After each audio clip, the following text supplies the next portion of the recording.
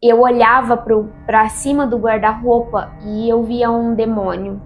E ele estava em posição de ataque. E ele estava com muita raiva. E ele tinha unhas compridas. Ele olhava para mim como se ele só estivesse esperando uma ordem, uma permissão para pular em cima de mim e me atacar e me destruir com aquelas suas unhas. E quando eu era criança, eu pensava assim: quando eu crescer, eu não vou ser crente.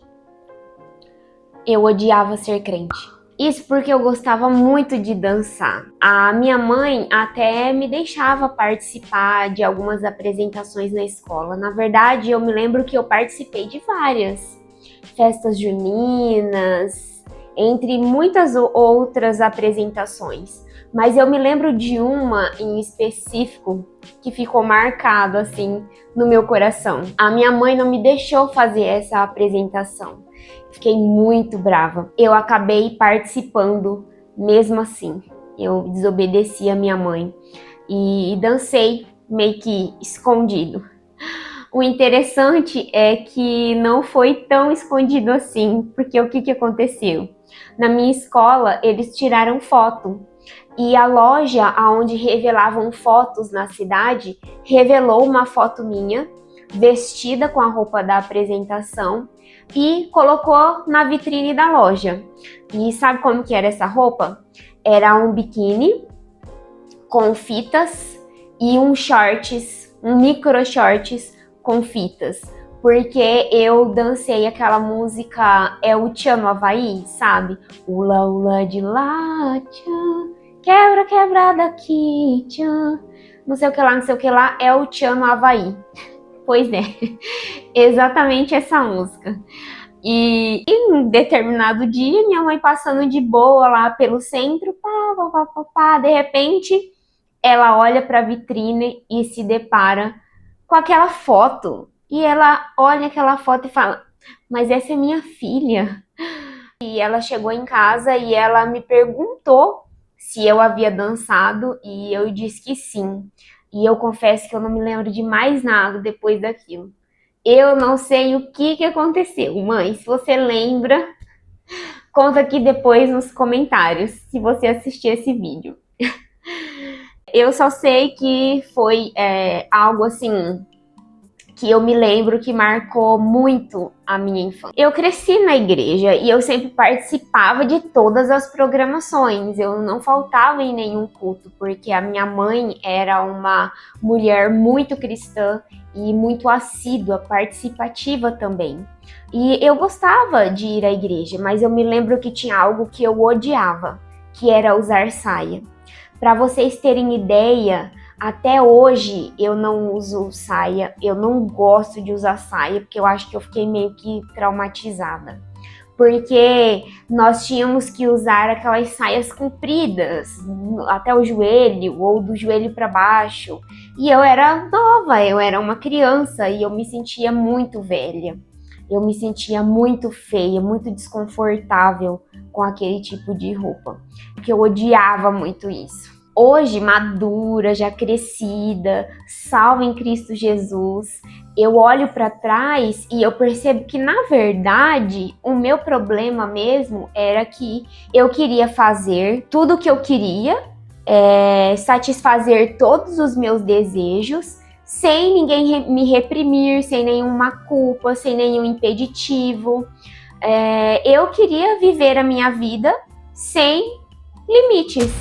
E aqui parece muito Rousseau, Nietzsche falando e muitos outros pensadores. E se vocês já assistiram os meus outros vídeos e se vocês continuarem aqui no canal e assistirem os próximos vídeos que eu vou colocar aqui, vocês vão entender o porquê disso.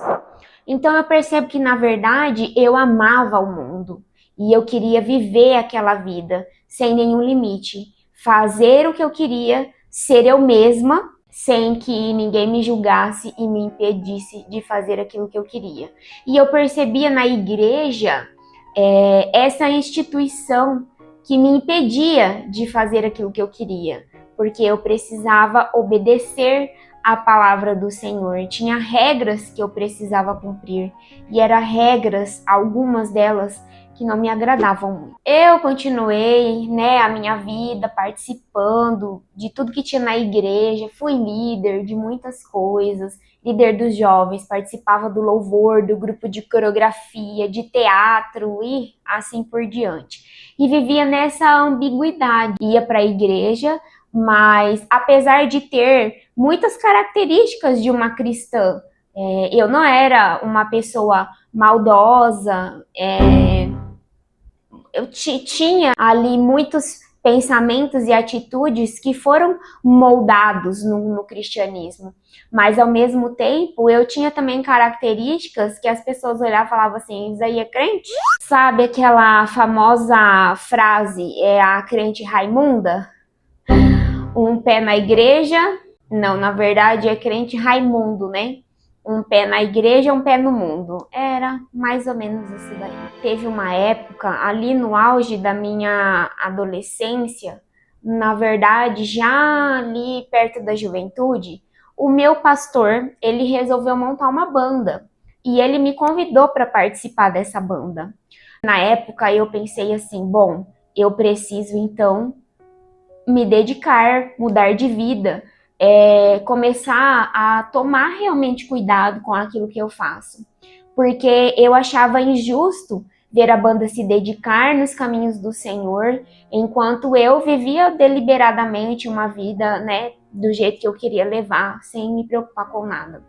E então eu comecei a me dedicar a orar mais, a ler a Bíblia, a me comportar melhor, a abrir mão de algumas coisas que eu fazia, justamente por esse pensamento, porque eu queria que Deus abençoasse a banda, o trabalho da banda, e eu não queria ser aquela pessoa que estivesse causando problemas àquele projeto por causa dos meus pecados. Foi uma época em que eu procurei me esforçar e me dedicar ao Senhor.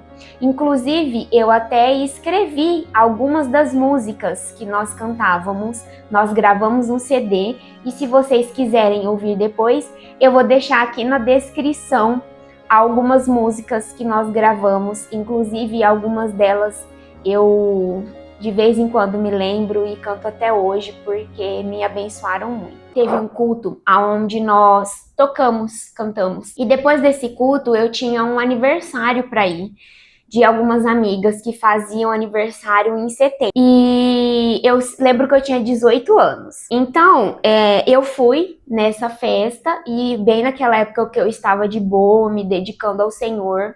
Mas naquele belo dia, eu resolvi beber bebida alcoólica. Nós fizemos uma roda assim gigantesca com os nossos amigos para conversar, ouvir a música. Pessoas que estavam ali naquela roda, várias estavam com copos de bebidas e eram bebidas diferentes. Algumas eram cerveja, outras eram vinho, outras era vodka e sei lá, vários tipos de bebidas alcoólicas. E eu saía, né, muito simpática, conversando com cada um da roda ali, ia lá e bebia um golinho. Conversava com outro, ia lá, bebia um golinho. E eu fiz isso com todo mundo da roda. Misturei ali um monte de coisa sem nem saber o que era. E eu estava bem, mas eu resolvi me sentar. E quando eu sentei, eu vi o meu mundo girar como se eu estivesse em algum brinquedo de um parque de diversões que girava extremamente rápido. Eu comecei a passar mal, eu lembro que eu fui no banheiro jogar um pouco de água no meu rosto, mas depois, quando eu voltei e me sentei novamente para tentar ver se aquela tontura parava, eu simplesmente acho que eu apaguei, porque eu tenho flashes de memórias de um amigo meu que me colocou nas costas e subiu uma ladeira enorme que tinha lá na cidade. Do lugar onde nós estávamos, ele subiu aquela ladeira para me levar até o posto de saúde, onde me prestaram atendimento. Eu tomei glicose na veia. Além do trabalho que ele teve de me colocar nas costas e subir aquela rua super íngreme, ele ainda falou, olha, ela já tem 18 anos, então não chama o pai dela.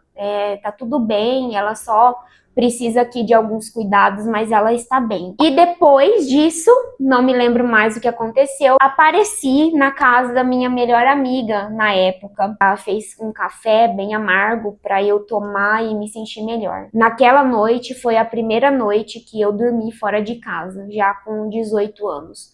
Porque eu nunca me lembro de ter pedido pro meu pai para dormir na casa de alguma amiga. Se eu pedi, ele nunca deixou, porque essa foi a primeira vez. O outro dia, quando eu acordei, eu fui para casa, peguei a minha bis e saí pela cidade procurando meu cinto e a minha sandália, que eu não sabia onde estava. Graças a Deus que eu estava com uma camisa bem comprida e uma legging, então eu não fiquei exposta a nada.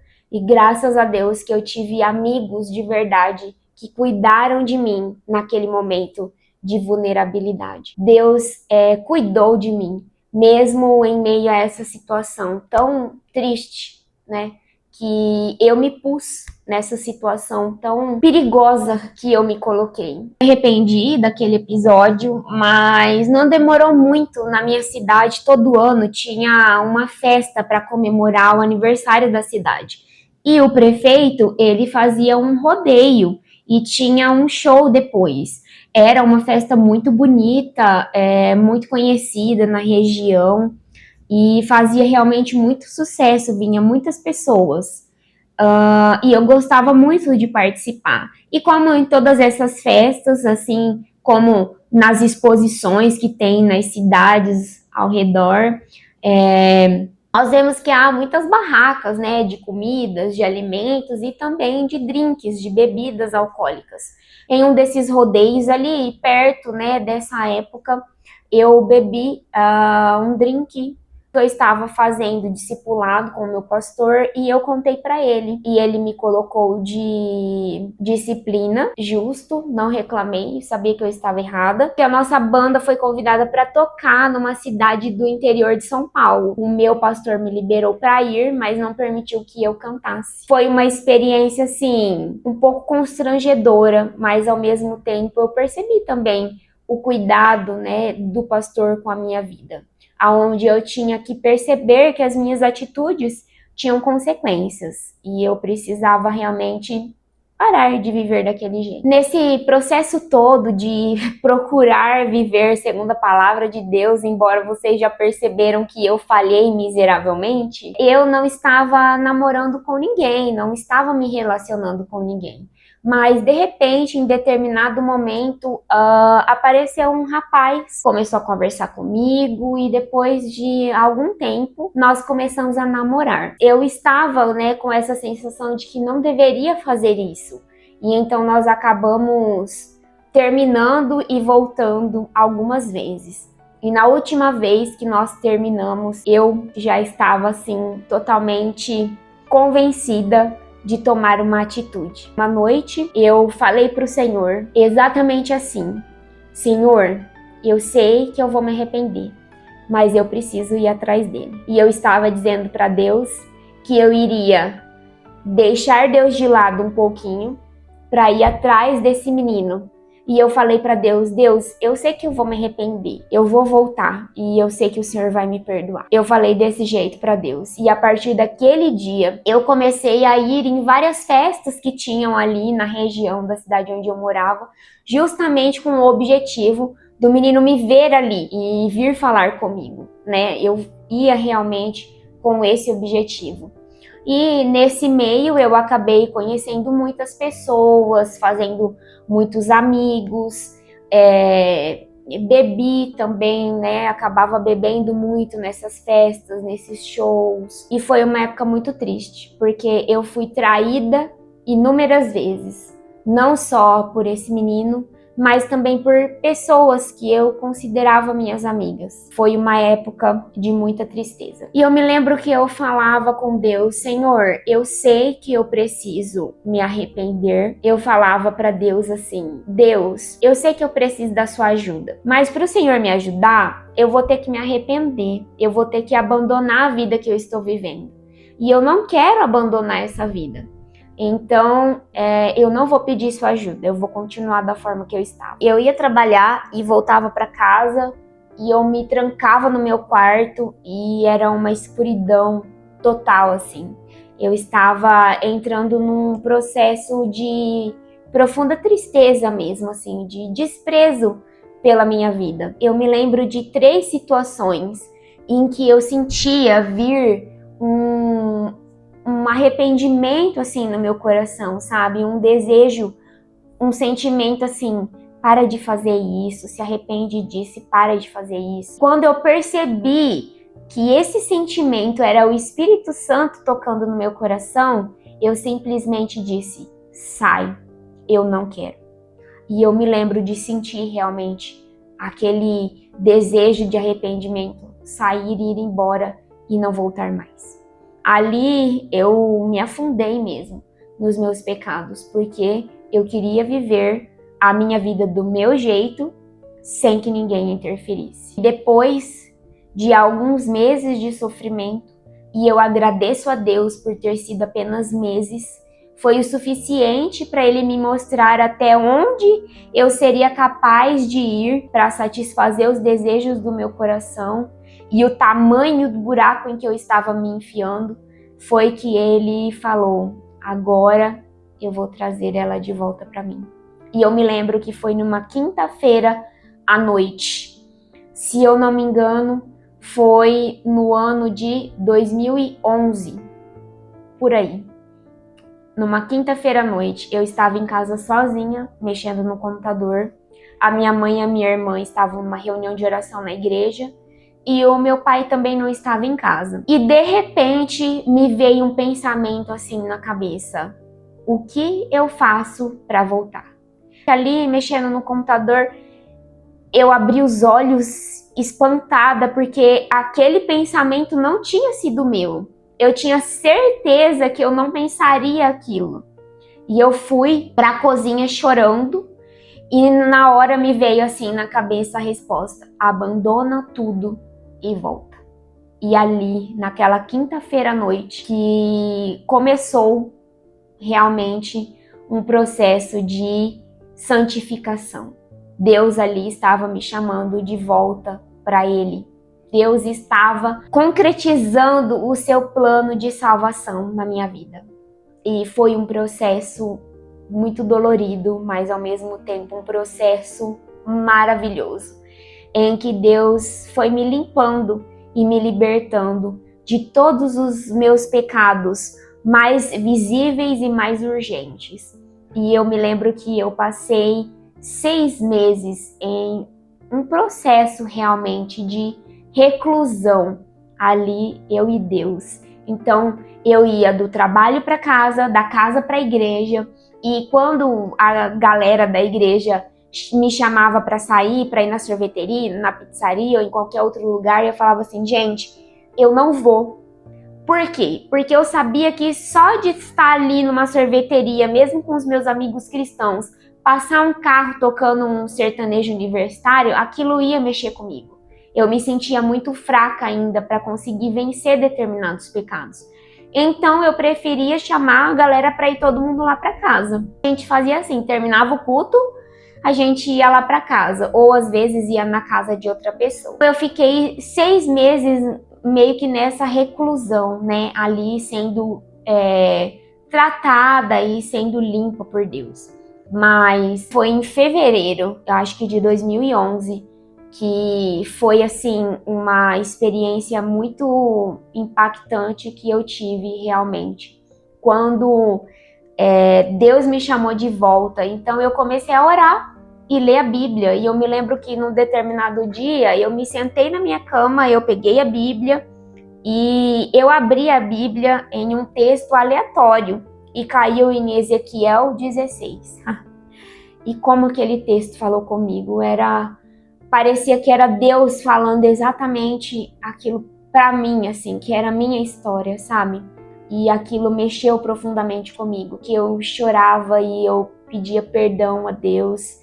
E eu agradecia a Ele pela sua misericórdia, pelo seu perdão, pelo seu amor. Mas ao mesmo tempo que esse processo acontecia, a minha cama estava assim, né, grudada na parede, onde tinha a janela, e o meu guarda-roupa desse lado. E eu me lembro que naquele momento ali, eu ajoelhada, né, eu sentada ali na minha cama, na verdade eu estava sentada com as pernas cruzadas assim na minha cama, eu olhava para cima do guarda-roupa e eu via um demônio. E ele estava em posição de ataque. E ele estava com muita raiva, e ele tinha unhas compridas, e ele olhava para mim como se ele só estivesse esperando uma ordem, uma permissão para pular em cima de mim e me atacar e me destruir com aquelas suas unhas. E eu olhava para frente da minha cama, assim, de frente para mim, eu via um homem muito alto, com um chapéu preto, uma capa preta até os pés. Era um homem de boa aparência, mas eu não conseguia ver o seu rosto. Eu via apenas assim uma parte dos seus olhos, assim, mas não conseguia também ver os seus olhos. E a impressão que dava é que ele olhava para mim e dizia: quero só ver até onde isso vai. E ao mesmo tempo eu via como se fosse mini demônios, assim, uns vultos pelo céu do meu quarto, voando, bem agitados, assim. E eu me lembro que aquela experiência me fez pensar em como o mundo espiritual é mais real do que muitas vezes nós podemos imaginar. E ali eu via que existia uma guerra contra a minha vida, né? E Deus me mostrando, né, os livramentos que Ele estava me dando. Inclusive, nesse processo de santificação, de libertação, Deus foi me trazendo à memória várias situações em que eu passei, em que Ele cuidou de mim e me protegeu, mesmo eu estando em um estado deplorável de pecado. E eu fui muito grata a Ele, agradeci imensas vezes a Ele. E eu me lembro que eu chorava e falava: Espírito Santo, me perdoe, não me abandone. E eu orava a oração de Davi, né? Não se retires de mim, Espírito Santo, não se afaste de mim. Se antes eu te dizia sai, hoje eu digo mora em mim, me transforma, me perdoa, porque eu não posso viver sem o seu agir e sem o seu trabalhar em mim. E eu me lembro que foi um processo onde eu senti realmente Deus me limpar. E nos primeiros dias, enquanto eu orava, eu me lembrava de coisas que eu ganhei ou que eu usava quando eu ia para as festas, quando me relacionava com os amigos, alguns namorados que eu tive. E eu comecei a tirar aqueles objetos do meu quarto, como uma forma de dizer: eu não quero mais essa vida, eu não quero mais ter contato com essas pessoas. Então, ao retirar aqueles itens, aquele céu escuro e denso, né, e cheio de espíritos ali do meu quarto, foi indo embora, foi ficando limpo, né, foi recebendo paz.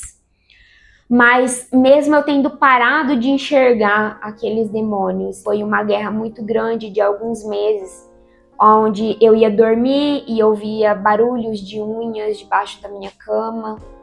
E às vezes eu tinha medo de abrir a porta do meu quarto, abrir a porta de casa quando eu chegava da igreja com os meus amigos, porque a impressão que eu tinha é que ia voar demônios em cima de mim e ia me estraçalhar.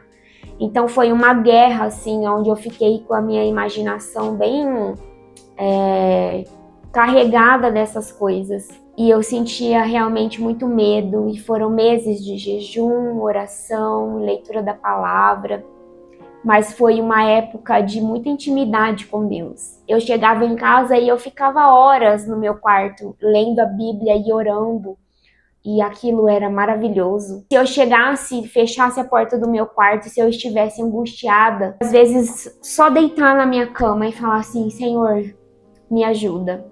E eu senti realmente uma paz, uma leveza de espírito, aquela angústia indo embora. Era algo muito instantâneo. Eu me lembro de andar na rua orando. Aquela época do primeiro amor, né? Que nós chamamos de primeiro amor. Foi assim, realmente um momento de transformação do Senhor na minha vida. Deus me deu a oportunidade de voltar a trabalhar em lugares que eu tinha trabalhado antes.